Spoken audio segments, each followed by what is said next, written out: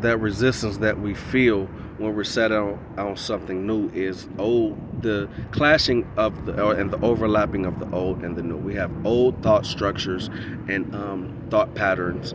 The Bible calls them strongholds, which is like a fortress or a citadel of thoughts. If you think about thoughts are invisible, and if they're waves, so just like radio waves and Wi-Fi wave and every other type of wave, we can't physically see the wave, but we can see or experience the physical manifestation of what that wave produces. And it's the same with thoughts. That's why they say thoughts are things. And if you think about it, our brain is the transmitter and receiver of thought, which thoughts are waves. They're energy. You can't see them, but you can see the results of them being processed in the processor called the brain. I think of the brain as like a Wi-Fi router that is set up in our house. We all enjoy Wi-Fi and just being able to tap in and plug in pretty much wherever we're at, whether through Wi-Fi or whatever your service or your carrier is.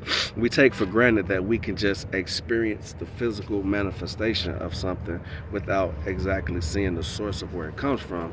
And it's the same way with our thoughts. Our thoughts are like routers. And so what happens is that we have old structures, or old routers pretty much, the patterns and the neural pathways that our brain is used to thinking, and our brain is used to the familiar and to the secure. It doesn't like the new. And so a lot of times when we set out to establish new neural pathways and grooves in our brain, you still are coming up against opposition of the old. Our brain is a projector, so it is taking those old thoughts and grooves and patterns and projecting, replaying what it has been up until this point, until you decided to establish the new. And so that's why most law of attraction teachers would tell you to visualize and affirm and meditate and do all of those things, rehearse those things until they become second nature or feel natural, because we have to establish the new neural pathways and the new grooves